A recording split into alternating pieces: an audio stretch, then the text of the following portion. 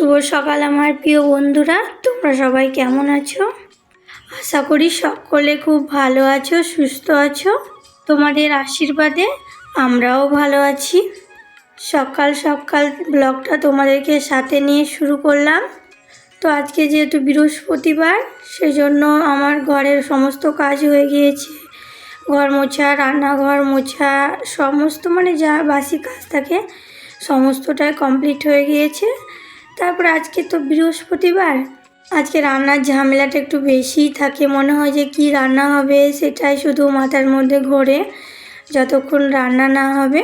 তো দেখতেই পাচ্ছ আমাদের এই জঙ্গলটার মধ্যে অনেক কিছু সবজি লাগানো আছে। তা দেখতেই পাচ্ছ আমি কত ভয়ে ভয়ে দেখে নিচ্ছি। এখান থেকে কিছুটা পুঁইয়ের ডাঁটা নিয়ে নিচ্ছি। সমস্ত সবজি দিয়ে মনে করছি একটা মাছ তরকারির মতো করবো, সেই জন্য এখান থেকে পুঁইয়ের যে ডাঁটাগুলো নিচ্ছি। অনেকই আছে ভেতরে অনেকগুলোই পুঁইয়ের ডাঁটা আছে, তো বেছে বেছে নিতে হচ্ছে যেইগুলো তোমার ভালো সেইগুলো। দেখতে পাচ্ছ আমার সমস্ত কাজ হয়ে গিয়েছে, দিয়ে স্নান টান করে একেবারে চলে এসেছি। কিন্তু আমার এখনও পুজো দেওয়া হয়নি, রান্না করা হয়নি। আজকে তো আবার আমাদের নিরামিষ, দেখা যাক কী রান্না করি। আজকে বৃহস্পতিবার, আজ পুজোটা আগে দিয়ে আমার পুজোটা দিতে আজকে অনেকটাই সময় লাগবে। তো চলো সঙ্গে থাকো আর ভিডিওটা দেখতে থাকো। আমার পুজো দেওয়া কমপ্লিট হয়ে গিয়েছে, দিয়ে একেবারে ভিজা জামা কাপড় ছিল কিছু, সেগুলোকে মেলে দেওয়ার জন্য একেবারে ছাদে চলে এসেছি। আর এখন রোদটা বেশ বেরিয়েছে ভালোই, কিছুক্ষণ এরকম রোদ হলে না সব জামা কাপড়গুলো ভালোই শুকিয়ে যাবে। এর আগে মেলে দিয়ে গিয়ে যদি আমি পুজোটা দিতাম তাহলে হয়তো এতক্ষণ জলটা ঝরে যেত। পুজো দেওয়ার পরে ছাদে এসেছি, তো আগে হইলে হয়তো ভালো করতাম। আর আমার পুজো দিতে প্রায় অনেকটাই সময় লেগে যায়। আজকে তো বৃহস্পতিবার, সেই জন্য একটু বেশি সময় লাগে। তো ছাদে থেকে এসে এবার সব সবজিগুলোকে গুছিয়ে নিচ্ছি, যেইগুলো ধরো রান্না করব সেইগুলোই। ফ্রিজে পটল ছিল, ওইগুলো বের করলাম। আর এই যে পুঁইয়ের ডাঁটা, বেগুন, আলু, কুমড়ো, এটা দিয়ে একটা পাঁচ তরকারির মতো করব। আর একটা ছোট বেগুন দেখতে পেলে, ওটা আমাদের ওই গাছেই হয়েছিল, আরও আছে। আমি ভয়ে গেলাম না, বাইরে থেকে যেটা চোখে পড়লো সেটা নিয়ে নিয়েছি। ভেতরের দিকে খুঁজলে হয়তো কয়েকটা পেতাম, তার যা ভয় লাগে সেই জন্য যেটা পেলাম এটা দিয়ে আমার হয়ে যাবে। সকাল থেকে অনেক কাজ হয়, তো তারপরে স্নান করে এসে পুজো টুজো দেওয়ার পরে না মনে হয় যে একটু শুয়ে থাকি, এরকম মনে হয়। কিন্তু তা তো হবে না, যেটা বড় কাজ সেটাই তো হয় না, রান্না করাটাই তো সব থেকে বড়, তাই না বলো? একাদিন অন্যান্য কাজ না হলেও কোনো ব্যাপার নাই, কিন্তু রান্না যদি না হয় না তাহলে একটা দিনও চলবে না। দেখতে পাচ্ছ আমি রান্নাঘরে চলে এসেছি, আর আমি রান্না বান্না শুরু করে দিয়েছি। তো চলো দেখি কী কী রান্না করছি, তোমাদেরকে দেখাই। এই যে এখানে ভাত হচ্ছে, ভাতটা প্রায় হয়ে এসেছে। আর এই দেখো এখানে পটল ভাজা হচ্ছে। তো চলো ঝটপট করে সব রান্নাগুলো কমপ্লিট করে নিই, সাথে সাথে থাকো আর দেখতে থাকো। এই যে দেখতেই পাচ্ছ আমার পটল ভাজাটা প্রায় হয়ে এসেছে। পটল ভাজাটা তুলে নিয়ে ওই তেল, আর একটু তেল দিয়ে ওতে পাঁচফোড়ন, তেজপাতা যা যা লাগে দিয়ে পটলটা আগে দিয়ে দিলাম। পটলটা একটু ভেজে নেওয়ার পরে বাকি সবজিগুলো সব দিয়ে দিলাম। তারপরে একটু নেড়ে চেড়ে অনেকক্ষণ নাড়াচাড়া করে একটু ঢাকা দিয়ে দিয়ে রান্না করে, এই দেখতে পাচ্ছ আমার পাঁচ তরকারিটা প্রায় হয়ে এসেছে। আর দেখো তোমাদেরকে কী কী রান্না করলাম। এই যে এখানে দেখতে পাচ্ছ এটা ডাল, আর এই যে পাঁচ তরকারিটা রান্না করার পরে এরকম হয়েছে। আর এখানে আছে এটা পটল ভাজা, আর এই যে হাঁড়িতে ভাত, আর কড়াইয়ে কিন্তু করম চাটনি এখনও হচ্ছে। তারপরে খাওয়া দাওয়ার পরে একটু রেস্ট করে অনেকক্ষণ পরে, প্রায় বিকেলের পরে সন্ধ্যাবেলার দিকে দেখো কামরাঙা নিয়ে বসেছি একটু মাখিয়ে খাওয়ার জন্য। এর আগের বার অনেক খেয়েছি, কিন্তু এবার খেতে ইচ্ছা করছে না জানো। এর আগের বার প্রত্যেক দিন বিকাল হলেই এগুলো এভাবে মাখিয়ে কেটে খেতাম, কিন্তু এবার কী জানি ইচ্ছা করছে না। এভাবে কেটে নিয়ে এতে একটু লঙ্কা, একটু লবণ দিয়ে ভালো করে চটকিয়ে মেখে নিলে খেতে বেশ ভালো লাগে।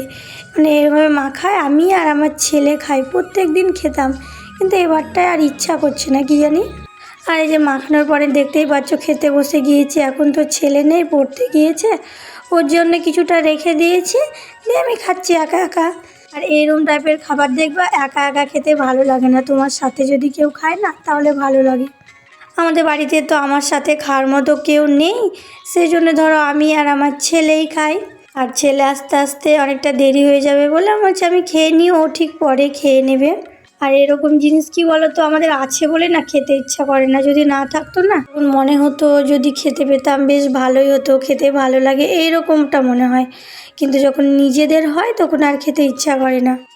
এখন যেমন গাছ ভর্তি পেয়ারা, খেতে মানে ইচ্ছাই করছে না, পেয়ারার দিকে তাকাতে ইচ্ছা করছে না। আমাদের বাড়িতে এমনি তুলে এনে এনে রাখছে, তাও খেছি না জানো। এইরকমই হয় নিজেদের থাকলে, আর না থাকলে তখন মনে হয় যে খাই। কামরাঙাটা খাওয়া দাওয়ার পরে দেখছি তোমাদের দাদা এই যে দেখতে পাচ্ছ মিষ্টি এনেছে, একটা জায়গায় গিয়েছিল সেইখান থেকে এনেছে। তো দেখি এর মধ্যে কি মিষ্টি আছে। তা মিষ্টি প্যাকেটটা খুলে দেখলাম ওর মধ্যে রসগোল্লা আছে। তো ভাবলাম মিষ্টিগুলো তো আবার প্যাকেটের মধ্যে দিয়েছে, রসের মিষ্টি যেহেতু, তো ভাবলাম মিষ্টিগুলো মানে খুলে ফ্রিজে একেবারে রেখে দিই, যার যখন ইচ্ছা হবে সে তখন খাবে। আর বাইরে থাকলে হয়তো একটু কেমন হয়ে যাবে, ফ্রিজে রাখাটাই বেশি ভালো। তো চলো এইগুলো আমি জায়গা মতো জায়গায় রেখে দিই। আর দেখবে এরকম রসগোল্লা না খেতে বেশ ভালো লাগে। রসগোল্লাটা অনেকটা বড় বড় সাইজ।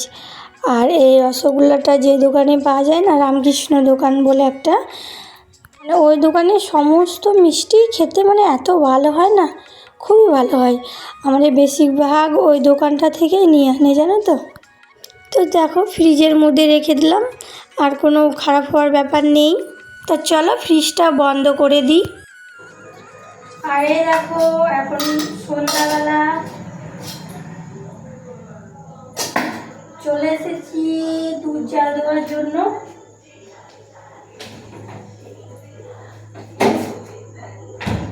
আমি কি করেছি জানো, এইটায় থাকে গুড়, ফ্রিজের মধ্যে থাকে, এইটায় দুধ থাকে। তা আমি দুধ মনে করে এটা নিয়ে চলে এসেছি, দিয়ে দেখছি ভেতরে গুড় ভরা, দিয়ে আবার এটা নিয়ে এলাম।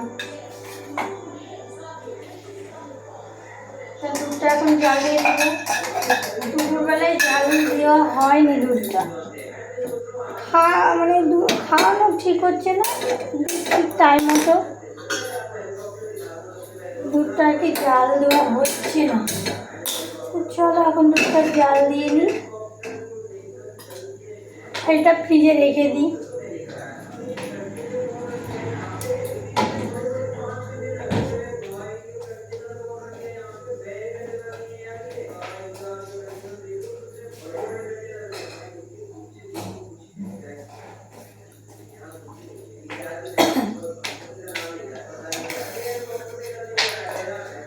আর আজকে আমাদের রাত্রে রান্না হবে না, দুপুরে ভাত তরকারি সব আছে, ওইগুলো দিয়ে ধরো আজকে খাওয়া হবে।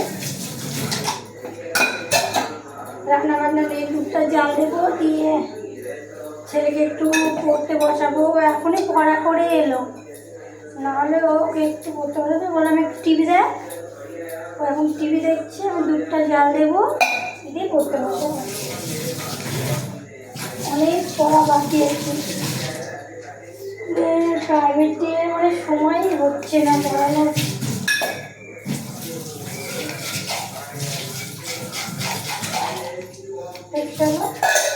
সঙ্গে থাকো, দেখতে থাকো। আর এই যে ছেলে এখানে পড়া করছিল, ছেলেকে পড়ানো হয়ে গিয়েছে, আর আমাদের খাওয়া দাওয়াও কমপ্লিট হয়ে গিয়েছে। সেগুলো আর তোমাদের সঙ্গে শেয়ার করা হয়নি। আর ছেলের তো কালকে স্কুল আছে, সেই জন্য ওর বইগুলো গুছিয়ে দিচ্ছি। যেটা যেটা ধরো কালকে লাগবে সেগুলো গুছিয়ে, ব্যাগটা মানে গুছিয়ে আমি রাত্রিবেলায় রেখে দিই, তাহলে সকালবেলায় তাড়াহুড়োটা একটু কম হয়। নাহলে আবার সে বই গুছানো, সেই জন্য বইয়ের ব্যাগটা পুরো রেডি করে ধরো রেখে দিই। ভিডিওটা তোমাদের কেমন লাগলো, যদি ভালো লেগে থাকে একটা লাইক করে দিও, আর কেমন হয়েছে সেটা কমেন্ট করে জানিও। আর চ্যানেলটা অবশ্যই সাবস্ক্রাইব করে দিও। দেখা হচ্ছে একটা নেক্সট ব্লগে। তোমরা ভালো থেকো, সুস্থ থেকো, টাটা, গুড নাইট।